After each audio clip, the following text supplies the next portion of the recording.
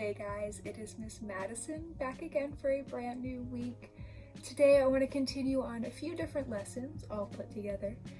Last week we talked about art history, we talked a little bit about Impressionism and Neo-Impressionism, we talked a little bit about shape, continuing on some of our lessons about line and color.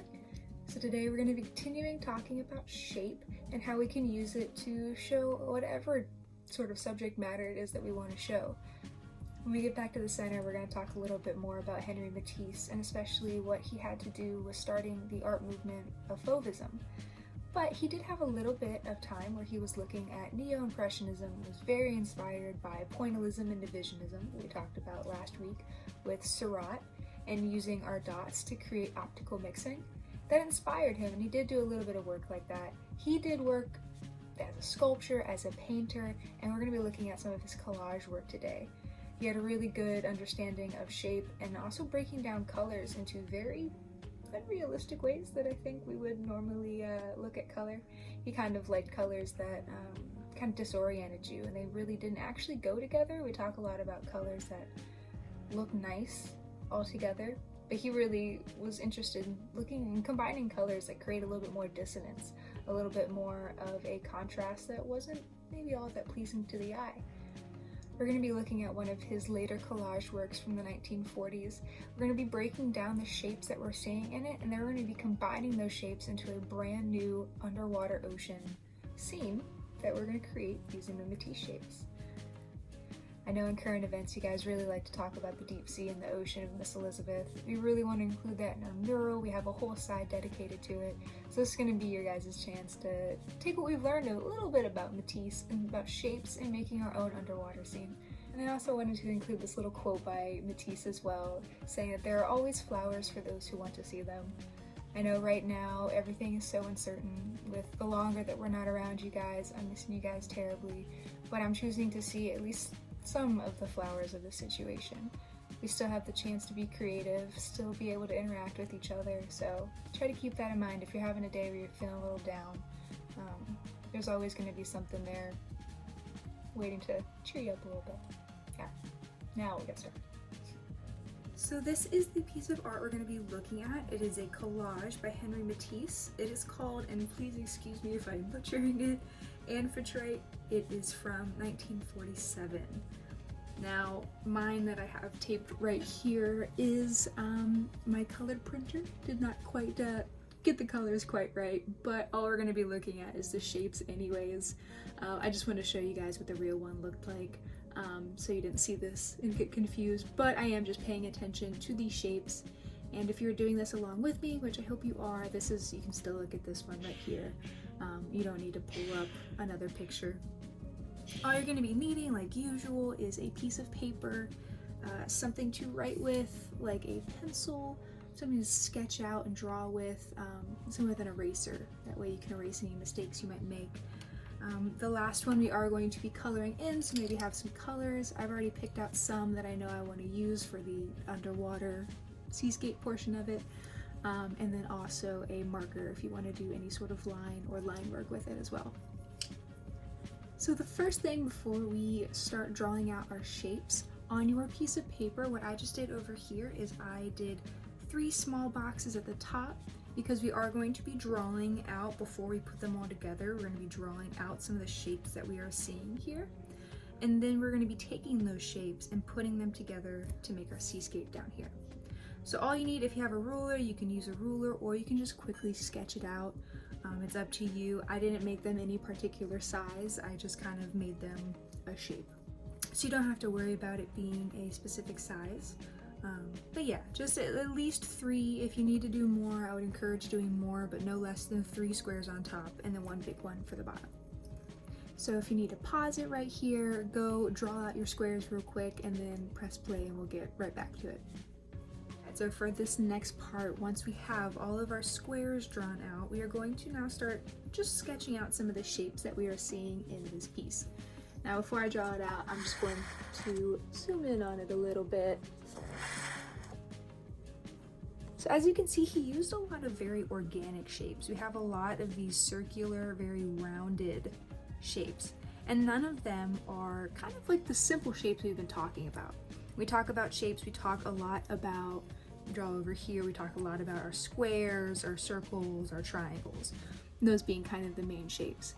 Now, that's not to say you're not taking circles, you're not looking at this and saying, oh, I'm seeing a triangle. There's still those simple and basic shapes, but they are done very organically. Once we start saying it is organic, it means it's not really actually taking a form specifically of one of our actual shapes. So that's something we're really going to focus on today, is making very organic and flowing shapes. So if we think about all of the kelp, all of the seaweed, everything underneath the water that has a lot of this flow and this movement to it, that's what we're going to be capturing with our organic shapes. So I'm going to do a time lapse for my actual drawing portion of this. Before I get into it, I just want to tell you guys that while I do have 3 boxes, of course there are many more shapes we are seeing here. I might try and fit 2 in each one just to kind of get more of that practice, and that's why I said it's okay if you do more squares. You don't have to do 1 in each box. You can try and fill it up however much you want. I'm also not trying to copy these shapes exactly as I see them. Like I said, these are very organic, free-flowing shapes, and I also want to capture what my way of drawing organic, free-flowing shapes is going to be. So when you do yours, do the same thing. Try not to focus so much on copying it, but just using it as a reference of making shapes that are maybe not our typical squares, circles, and triangles. Alright, so I'm going to go ahead and just sketch these out real quick. I'm not going to worry about coloring them or lining them, just going to sketch them out in pencil first.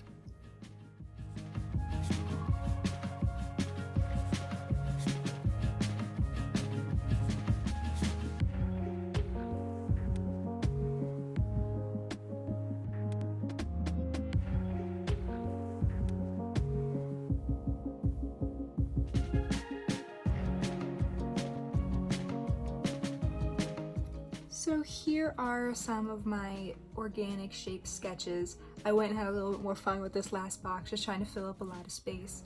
But as you can see, I wasn't necessarily trying to copy everything I was seeing here, but I was inspired by a lot of the shapes, and hopefully you can see, like this middle box was definitely inspired by this middle box as well. But I also took my own way of drawing and, kind of changing it up, even just just a little bit, can help it, make it your own. One thing that I always suggest if you are looking at a reference but you don't necessarily want to copy it is that while I was drawing this out, I just took one look. Say we're talking about this middle box. All I did was take one look at this box right here, and then as I was drawing it, I really try not to look at it again. I get an idea of what I think it is, and then I draw it again over here, but what's coming out is a little bit more natural to my hand and my brain because I'm not trying so hard to copy exactly what I'm seeing over here. So for this next part, now hopefully you got an idea a little bit better about organic shapes, how it can be a little bit more fun to just kind of make stuff that's flowy, gooey. I'm really someone that likes to do a lot of rounded, loopy shapes, so doing something that's a little bit more pointy can be a little bit more difficult for me, so that was a fun little challenge.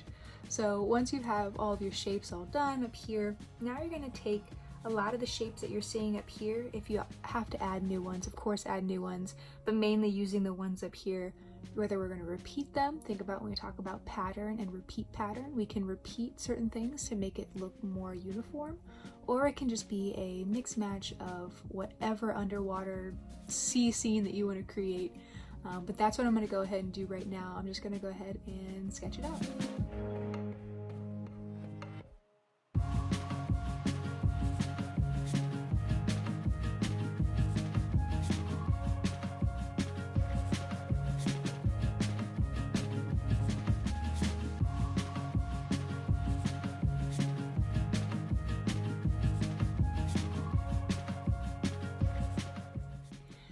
Alright, so I just sketched out a little bit of an underwater scene. I got a little bit loosey-goosey with how I was doing it over here. Definitely is a little bit more abstract.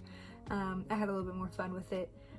You can make it as realistic or not realistic as you want, but what I'm going to do next is I am just going to add some color to it.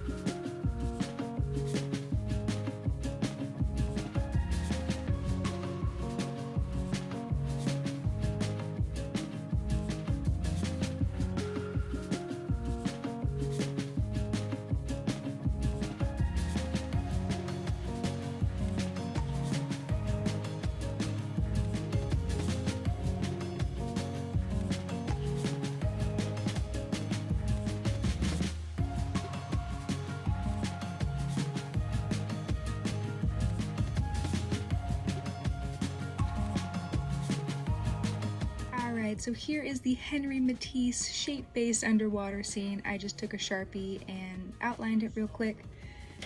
I hope you guys were able to follow along with this, have a good time as always, and I will see you tomorrow for the next one.